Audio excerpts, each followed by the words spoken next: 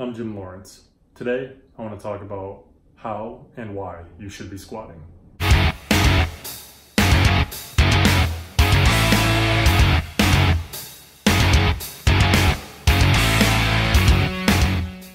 If you're serious about strength, then you should be squatting.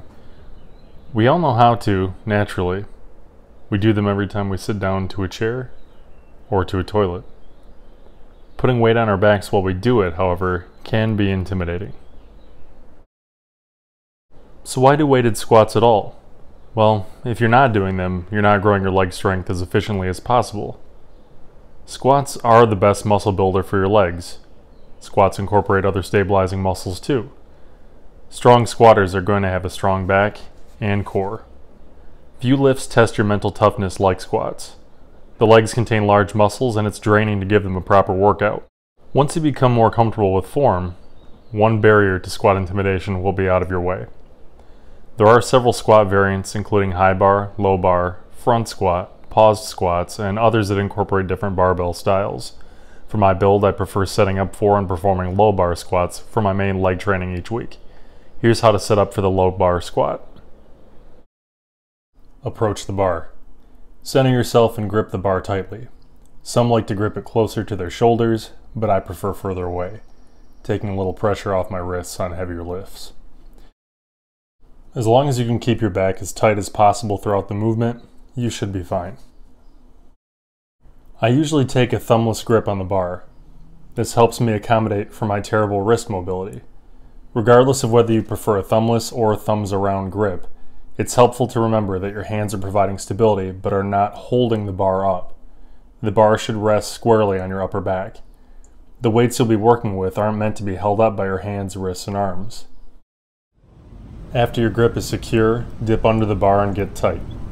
Flex your shoulder blades back and position the bar where it fits onto your upper back. This is the point where you get tight. Your feet should be under the bar.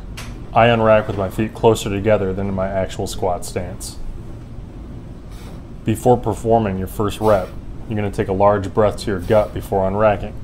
Think of it like filling your belly with air. Notice the point where I fill my belly with air and then hold the breath until the top of my rep. This helps me to brace my core more effectively throughout the movement and to keep tight. Once you have your grip, you've taken your deep breath, carefully unrack the bar, and then step back carefully. You want to minimize the distance you're stepping backwards to conserve your strength. Aim for no more than 1 or 2 baby steps backwards with each foot to get into position. Hips and knees should be locked, feet around shoulder width apart and angled outward at about 30 degrees. Keep tight. This is the point where I exhale my unracking breath and take another deep breath to my belly, hold it, and squat down, leading with my butt. Keep your butt back to avoid coming too forward with your knees. Knees and hips should bend at the same time. Keep your knees tracking outward at the angle of your feet. Lower back should stay neutral without overarching or rounding. Imagine your spine as a roughly straight line from your tailbone to your head. It will stay this way through the duration of the squat. At the bottom of the lift, your knees will be over your toes. They won't be far out in front of your toes or far behind them, or they shouldn't be, as those positions will affect your stability and most likely put the bar either too far forward or backward compared to your center of gravity. As soon as you hit your desired depth, squat back up forcefully. Keep your knees out and chest up or forward to prevent your back from rounding. Lock your hips and knees as you finish the rep. Take a deep breath and continue to perform as many reps as you have programmed, repeating the movement.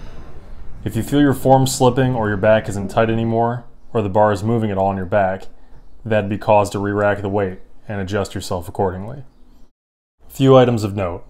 I wear a belt when doing squats when I approach around 75% or so of my 1 rep max.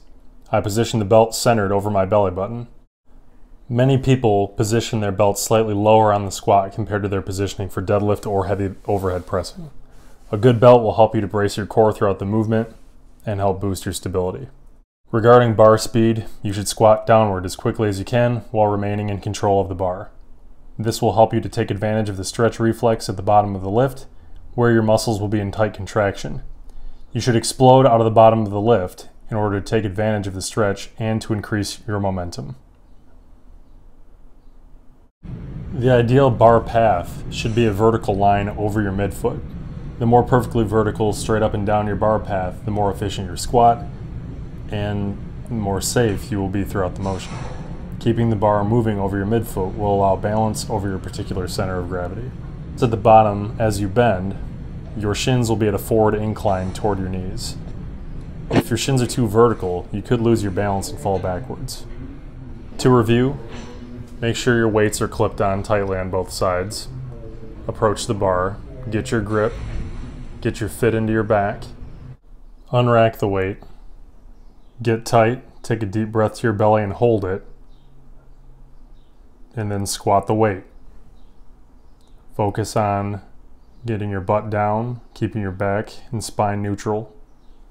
Forcefully explode out of the hole, making sure that your knees are tracking in the same direction as your feet are pointing. Carefully re-rack the weight or perform more reps as you have programmed. When I squat, I like to wear shoes with a flat and hard sole. I use the same shoes for squats as I do for deadlift. They have a very thin but solid sole, keeping my feet flat and planted during my squats. I don't recommend wearing running shoes for your squats. They're designed to carry your foot forward as you run and are not ideal for the squat. The toes are bent upward on many of these shoes, cross trainers included. They also tend to have more squish to them in the soles, which can cause your foot to compress in weird ways under heavy loads, exactly what you don't want happening during squats. I wear knee sleeves for most of my heavier squatting. They keep the knee joint warm and supported. They can help to ease aches if you have them. They also offer some confidence during the squat. However, knee sleeves shouldn't be used to try to compensate for poor form. If you use good form, then your knees should stay safe. Tighter sleeves or a thicker neoprene equals more stiffness and bounce out of the hole and more assistance on the lift. That does it for squats. Squat 2 to 3 times per week for optimal strength gains. Train squats while emphasizing good form over trying to overload the weight and doing cheat reps. Before you know it, throwing a few plates on each side will turn into a warm-up. Good luck with your training goals. Please like and subscribe if you find my guides helpful.